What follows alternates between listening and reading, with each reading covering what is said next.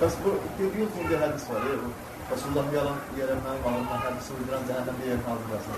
O yalan yerə hədisi uyduran adam Resulullahın, yəni hədisin oxuyub bir belə müddət hədislərini nə təbi tamamdır qanıyır. Bunu fikirləşmir, cəhənnəmdə yerin hazırlatmaq var. Alimdən gələn bir hədisədir. Necə başa necə alim? Yəni bu Resulullahdan gələn hədis deyil ki, mən yalan yerə hədisi uyduran cəhənnəmdə yerin hazırlasın deyilmir. Yəni o deyən adam var, deyən bu hədisi yalan yerə uyduran adam, alim kimdənsə gəlir. Hansı hədisi uyduran, hansı hədisi uyduran? Bidət hədisində. Hə, məsələn, başqa bir hədisi. Başqa bir hədisi uyduran adam. Bəs bu Resulullahın hədisini oxumur ki, bu yerin cəhənnəmdə hazırlasın, hədisi oxuyub, yəni fikirləşmir, cəmatın qalmaq ki. Söhbət o hədisdən gedmir, qardaş. Ümumiyyətlə. Bidət əhlinin vəsifi var. Bidət əhlinin vəsifləri var. Bidət əhlinin vəsiflərindən birisi odur ki, onlar hədisə və ya hədis əhlinə buğz edərlər, nifrət edərlər. Və bidət əhlinin vəsiflərindən birisi həmişə şəriətdə istər ayə olsun, istər hədis, daima mutaşabih olanlara qaçarlar, muhkəm olanları bıraxır. Çünki mutaşabih istədiyi kimi fırlada bilir. Və məsələ sən bilən kimi belə sadə deyil, əxi. Yəni ki, hədis var, yaxşı, hədis var ki, açıq aydın. Kullu bid'atin dalalə. Hər bid'ət zəlalət. Yəni, kullu, ərəbcə, məsələn, kullu zəiqatul mavd. Kullu nəfsin zəiqatul mavd. Hər nəfs ölümü dadacaq. Kullu nəfsin. O dəlildir ki, ölümü dadmayan can olmayacaq. Kullu nəfsin. Kullu bid'atin dalalə. Hər bid'ət zəlalət. Açıq aydın hədisdə, da Buxari dinən, Muslim dinən, Tirmizi dinən, elə bir hədis kitabı yoxdur ki, orada bu hədis nəqd olunmasın. Hər bid'ət zəlalətdir, hər zəlalət də cəhənnəm odur. Hətta hədisi başlayan götürsə, Allah belə gəldir. Dində uydurulan hər şey bidətdir, hər bid'ət zəlalətdir, hər zəlalət cəhənnəm odur. Açıq aydın hədisdə, qardaş, qapalı bir şey yoxdur ki. Hə? Bəs bu hədis ola, sən deyən adamlar necə durub rahat şəkildə deyə bilirlər ki, dində gözəl bidət var. Mədən maraqlıdır da. Hə? Mədən maraqlıdır. Bu sünnətdən uzaq düşməyin bəlasıdır. Yəni, onlarda əslində, sən başa düşdün, onlarda sən bilən kimi sünnətə tabiçiliyi yoxdur. Selimsin, onlar sünnətə tabi edirlər. Onlar sünnətə tabi olsaydılar, zəlalətdə olmazlar. Onlar sünnətə tabi deyirlər. Onlar əslində təqlid əhlidirlər. Məzhəblərinə tabi edirlər. Hocalardan, şeyxlərinə, nəysə. Hədis uyğun gəlməsə, hədisi rədd edirlər. Yəni məzhəbində qalır. Yəni məsələ, yəni də deyirəm, bir Hənəfi məzhəbində olan bir qardaşı qayıt dinən ki, elə bir hədis kitabı yoxdur ki, onlarla sahabə bunu nəql edir. Mutavatir dərəcəsindədir bu hədis. Rükuya gedərkən, rükudan qalxarkən əlləri qaldırmaq.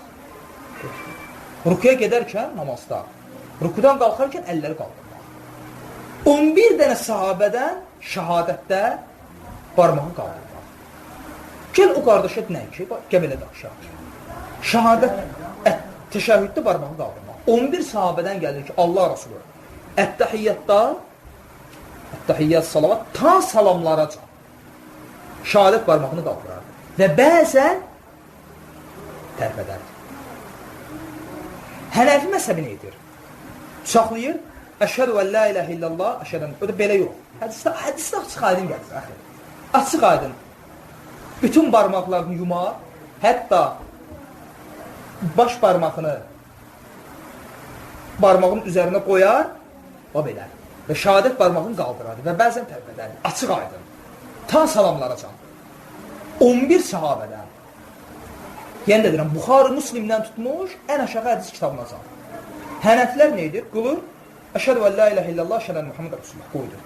İndi biz bu qədər səhih hədisin müqabilində birinci deyirik ki, o səhih hədislərə niyə əməl eləmirsən? Deyir ki, məzhəbim eyb etməz. Yaxşı, məzhəbindən mənə bir dənə səhih yox. Zəif hədis gətirir ki, Peyğəmbər sallallahu aleyhi və səlləm Təşəhhüddə əlini qoyardı. Əşhədu ən la iləhə illallah, əşhədu ən Muhammed Rasulullah deyəndə şahadət barmağını qaldırardı. Bir dənə zəif hədis gətirir. Səhih istəmirəm. Yoxdur. İndi biz nə deyək? Neyini? Görək, biz meydanı nə qədər geniş açmışıq. Adama deyərsən ki, biz 11 dənə hədis gətirmişik səhih. Ən azından Buxari, Müslimin kitablarında olan hədisləri səhiyliyində onlar da ittifaq edib bizinə. Səhihdir. Mən də sənə Buxari, Müslimdən gətirirəm. 11 sahabədən. Və bunun müqabilində demirəm 11, deyirəm bir dənə, özdə səhih də istəmirəm, zəif bir hədis gətirə bilmir. Bəs hardan çıxarırsan? Məzhəbimdə belə. Problem budur, əxi. Ki, onlar sünnətə tabi edirlər. Nə olsun danışanda, ola bilsə, əxlaqdan danışır, Peyğəmbər sallallahu aleyhi və səlləm buyurdu ki, imanı ən kamil olan, əxlaqı ən gözəl olandır. Sən dedirsən, maşallah, bu hədislə danışır. Burada hədis gətirməyir. Mənə orada hədis gətirir ki, Peyğəmbər sallallahu aleyhi və səlləm şəhadətdən məhz şəhadətdə barmağını qaldırır. Onda mənə səhih hədis gətirir ki, duadan sonra əllərini üzünə çəkir və əllərini göbəkdən aşağı baxır. Yoxsa bu ümumi söhbətlər var. Peyğəmbər sallallahu aleyhi ve sellem buyurdu ki, qiyamət günü tərəzidə ən ağır gələn şey gözəl əxlaq olur. Bəli, Allah Rasulü buyurur. Amma sən burada da hədis gətir mənə. Bu ümumi mövzular da əxlaq olur. Kimi imkan verir ki? Bu mövzuda Rafisi də hədis gətirsə qəbul edəcək. Rafisi də bizə desə ki, qardaş, əxlaq imandandır. Qəbulləməyəcəksən. Xristiyan da desə ki, əxlaq imandan, niyə də qəbul edəcəksən? Burada problem yoxdur, yaxı.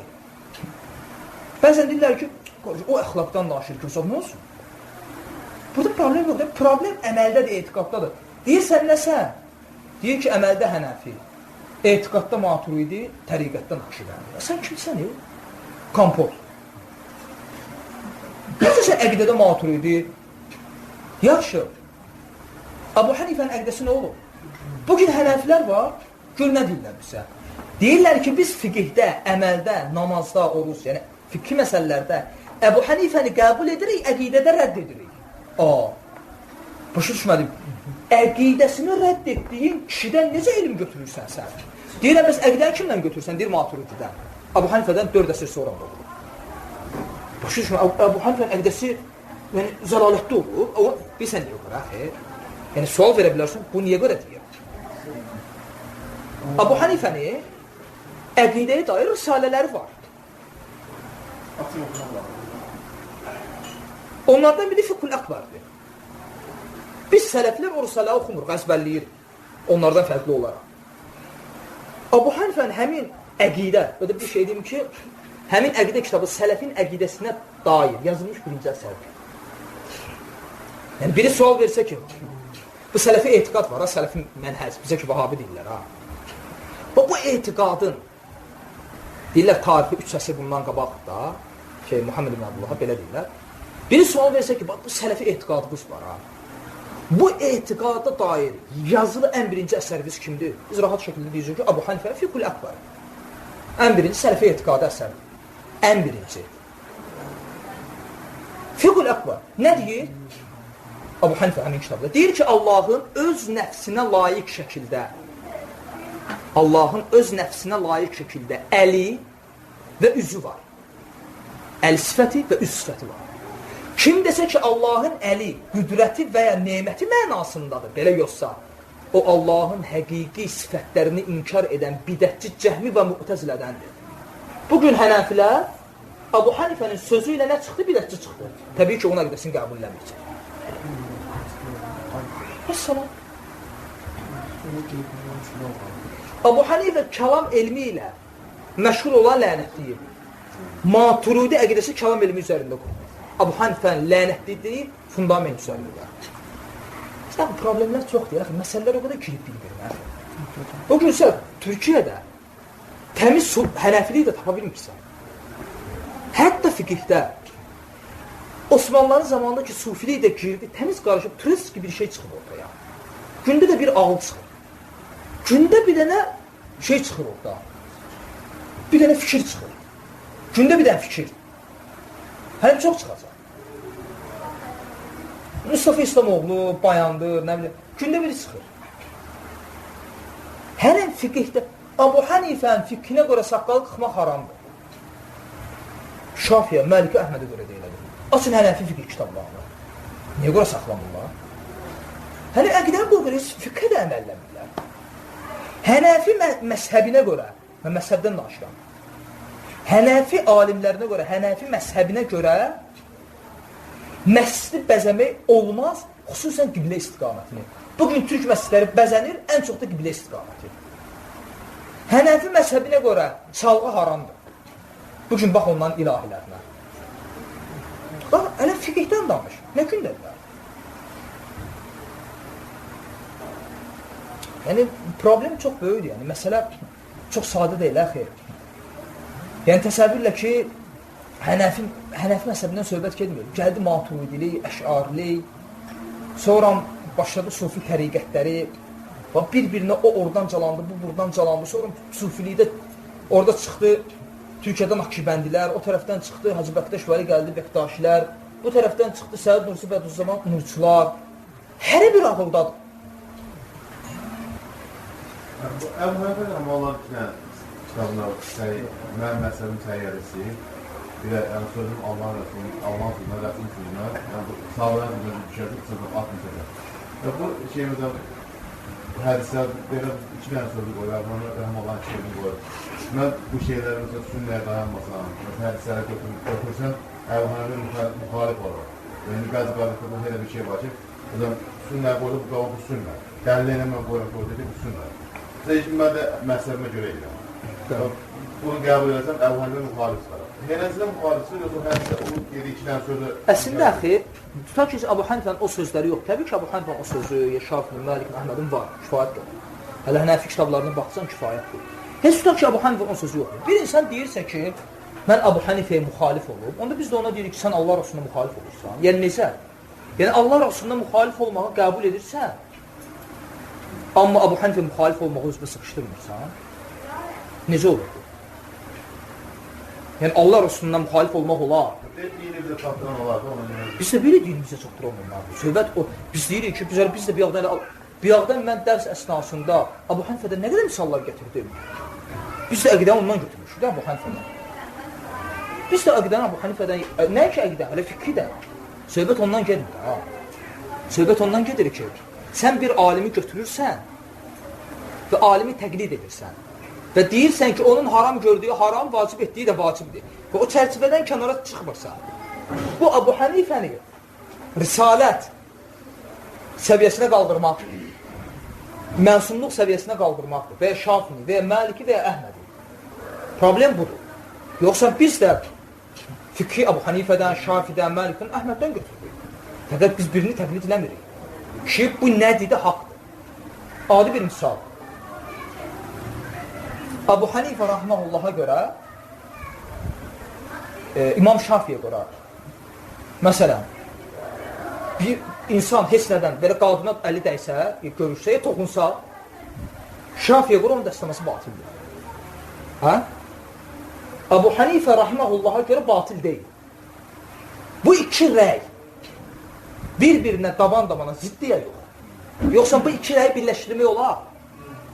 Yəni, biridir batildir, biridir batil deyil. Yəni, biridir haramdır, biridir halaldır. Yəni, daban-dabana ziddir. İndi yaxşı. Bir Hənəfi durub deyəcək ki, yox, Əbu Hənifə İmamul A'zamdır, böyük imamdır. Hə? Və mən də imama tabiyəm, ondan götürürük. Onun dediyi haqdır. Şafi məsəbindən də orada deyəcək ki, İmam Şafi böyük alimdir. Hə? Şafi deyib ki, mən də Şafidən götürürüm. Daban-dabana da zid. Necə bir söz var? İki bir-birinə zid olan şeylərin hər ikisinin də haqq olduğunu demək ağılsızlıqdır. Bu desin ki, qatıq ağdır, mən deyim qaradır. Qardaş elçidir, hər ikimiz də haqsız. Necə? Bu deyir, ağdır, mən deyirəm qaradır. Bu ikisi haqq ola bilməz.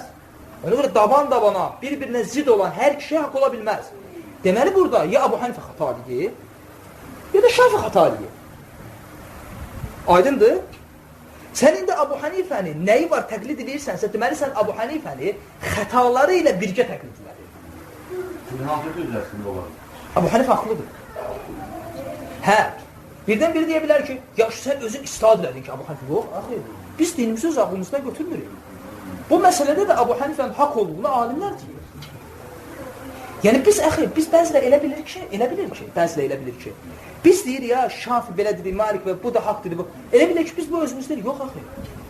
Biz elə bu şeyləri də həmin Hənəfi, Şafi, Maliki, Həmbəli alimlərindən götürürük, qardaş. Bir də şey bilir, axı, bu alimlər Əbu Hənifə, Şafi, Malik, Əhmədlə qutarmadı. İmam Şafi, bax, Əbu Hənifə gəldi, Əl-Hənəfi məsəbini götürək. Əbu Hənifənin 3 dənə böyük tələbəsi var idi. Muhammed Şeybani, İmam Zuf, bir də Əbu Yusuf. Əbu Yusufla Muhammed Şeybaniyə deyirlər imamey, 2 imam. Bir də var İmam Zufəli, 3-cü tələbəsi, ən əsas. Aç və bu təbiidir, çünki özünə Hənəfi deyənlər Hənəfi fiqhlərini oxumurlar. Aç Hənəfi fiqh kitablarını, gör nədir? Hələ məzhəbin içində daban-daban izid olan şeylər. Deyir ki, Əbu Hənifəyə görə təravih namazında Qur'anı əldə tutub oxumaq namazı nə edir? Batil edir. Əbu Hənifə rahimehullah, baxma ki, bunun dəlili Qur'andadır. Səhih Buxarıdır. Yəni, Səhih Buxarıda dəlil var. Məhz təravihdə Qur'anı, Musafə əldə tutub oxumağı dair. Aşədən gəlir. Biz indi hədisə girmirik. Rəynə veririk. Hələ Hənəfi məzhəbin içindən daşıyır. Hənəfi fiqh kitablarını oxuyursan, deyir, Əbu Hənifəyə görə təravihdə, bitirdə, mushafi əldə tutmaq caiz deyil, çünki namazı batildir. Və sonra fikir ver.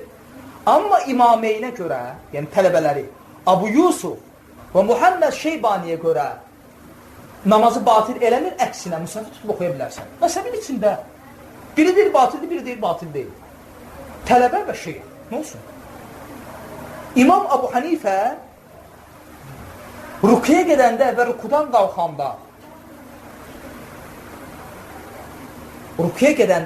qalxanda əlləri qaldırmağı görmür.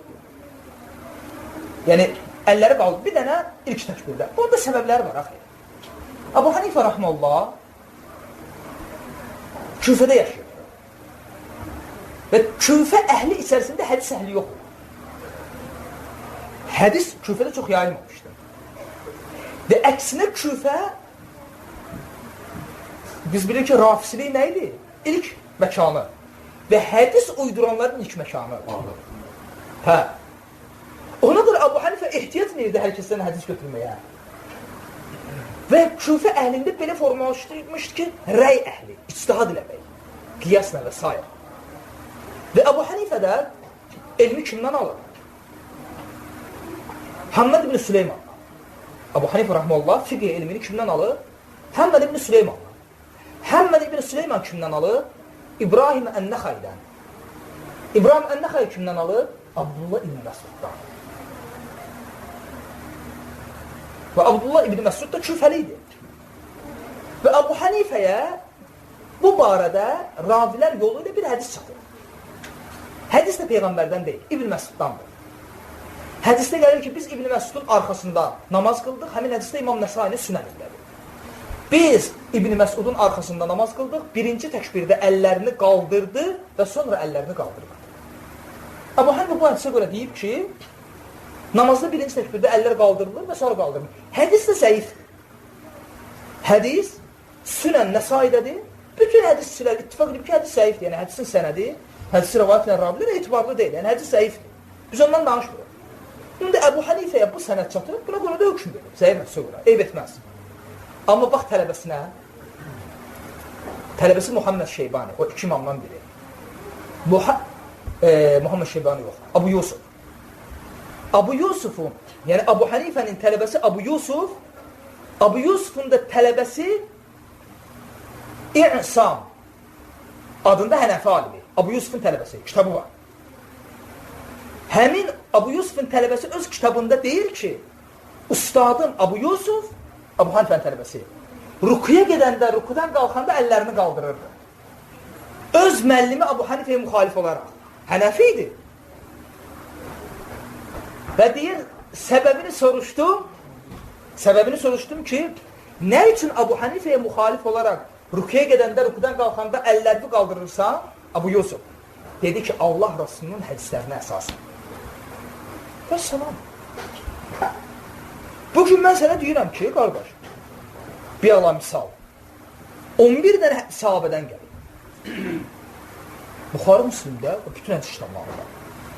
Sən indi mənə şəhadət barmağını yalnız əşhədu və la iləhə illallah Muhammed Rasulullah'da qaldırmağa dair bir dənə zəif hədis gəlir. Yoxdur, məzhəbin belədir. Söhbət bundan gedir, axı. Yəni, burada mövzu içindən mövzu çıxıb biraz geniş. Özüm də bilməm ki, hansı qapıdan ki. O qədər qapı genişdir ki, o qapılar çoxdur ki. O qədər mövzu genişdir ki, axı. O qədər məsələlər qarışıb girib ki, bir-birinə. Ona görə insan yalnız sabit qala bilər, sələfin etiqadını bilsə. Sələfin etiqadı üzərində sabit qaldıqca o insan sabit qalacaq. O insan rahat olacaq, səlim olacaq. O şəriət, ümumiyyətlə, yəni, məsələn, şəriətdə, sual verirəm, şəriətdə ədillət-i şər'iyyə deyirləri, şəri dəlillər. Şəri dəlillər hansılardır?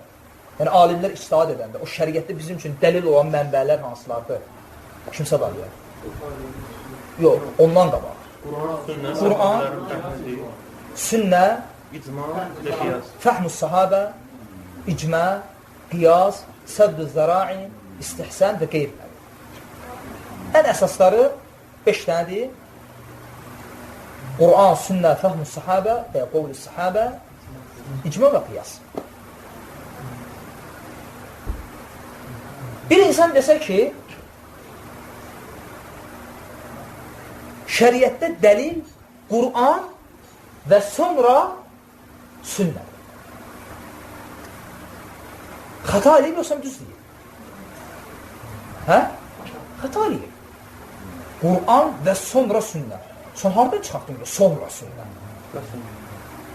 Quran və sünnə. Və sonra sünnəni haradan çıxartdın? Xeyr ola, və sonra.